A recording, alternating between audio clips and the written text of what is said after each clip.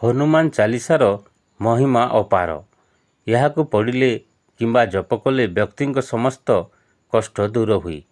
କୌଣସି ବ୍ୟକ୍ତି ଯଦି ନିଜ ଘରେ ନିୟମିତ ହନୁମାନ ଚାଲିସା ପାଠ କରନ୍ତି ତେବେ ତାଙ୍କ ସମସ୍ୟାରୁ ମୁକ୍ତି ମିଳେ ବୋଲି ଅନେକ ଧାର୍ମିକ ବିଶେଷଜ୍ଞଙ୍କ ମତ। ଧାର୍ମିକ ମାନ୍ୟତା ପରେ ଏବେ ବିଜ୍ଞାନ ମଧ୍ୟ ଏହାକୁ ମାନିବାକୁ ପ୍ରସ୍ତୁତ।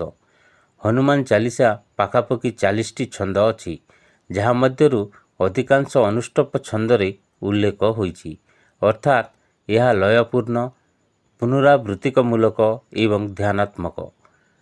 ଏହି ପଦଗୁଡ଼ିକ ମସ୍ତିଷ୍କର ଆବୃତ୍ତିକୁ ବିଟା ତରଙ୍ଗରୁ ଆଲଫା ତରଙ୍ଗକୁ ପରିବର୍ତ୍ତନ କରନ୍ତି, ଯାହାଦ୍ୱାରା ବ୍ୟକ୍ତିର ମନ ଏବଂ ମସ୍ତିଷ୍କ ଶାନ୍ତି ଅନୁଭବ କରେ। ଯେତେବେଳେ ଆମେ ନିୟମିତ ଭାବରେ ରାମଦୂତ ଅତୁଳିତ ବଳଧାମ ବୋଲି ମନ୍ତ୍ର ଜପ କରୁ, ଏହାର ଶବ୍ଦ କମ୍ପନ ଆମ ଶରୀରରେ କର୍ଟିସୋଲ ଅର୍ଥାତ୍ ଚାପ ହର୍ମୋନକୁ ହ୍ରାସ କରେ ଏବଂ ସେରୋଟୋନିନ୍ ଡୋପାମାଇନ୍ ବୃଦ୍ଧି କରେ। ହନୁମାନ ଚାଲିସା ପାଠ କରିବା ସମୟରେ ଶ୍ୱାସକ୍ରିୟା ଏକ ନିର୍ଦ୍ଦିଷ୍ଟ ଲୟରେ ଚାଲେ, ଯାହାର ପ୍ରାଣାୟାମ ଏକ ସ୍ୱାଭାବିକ ରୂପ। ଏହା ଶରୀରରେ ଅମ୍ଳଜାନର ପ୍ରବାହକୁ ଉନ୍ନତ କରେ ଏବଂ ହୃତ୍ପିଣ୍ଡର ସ୍ୱାସ୍ଥ୍ୟକୁ ସୁଧାରେ। ଏହା ଯୋଗୁଁ ଆମ ଶରୀରରେ ଶାନ୍ତି ରକ୍ଷାକାରୀ ପ୍ରଣାଳୀ ପାରାସିମ୍ପଥେଟିକ୍ ପ୍ରଣାଳୀ ସକ୍ରିୟ ହୁଏ।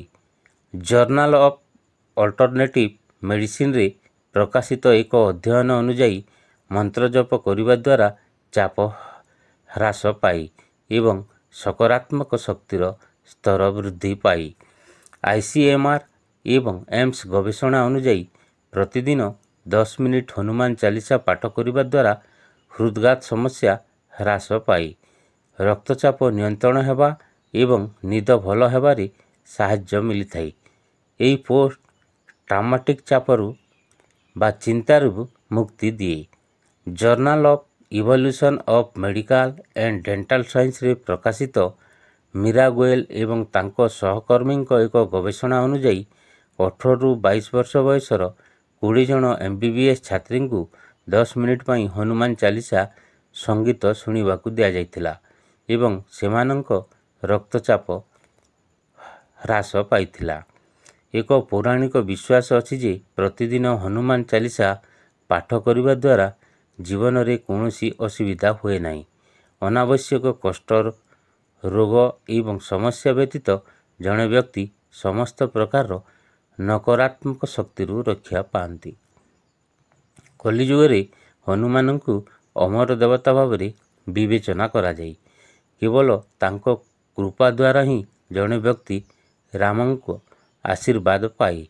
ହନୁମାନ ଚାଲିସା ପାଠ ଏକ ସାଂସ୍କୃତିକ ଓ ଆଧ୍ୟାତ୍ମିକ ଅଭ୍ୟାସ ହେଲେ ମଧ୍ୟ ଏହାର ବୈଜ୍ଞାନିକ ପ୍ରଭାବ ଲୋକଙ୍କ ମାନସିକ ଓ ଶାରୀରିକ ସ୍ୱାସ୍ଥ୍ୟକୁ ସୁଧାରୁଛି।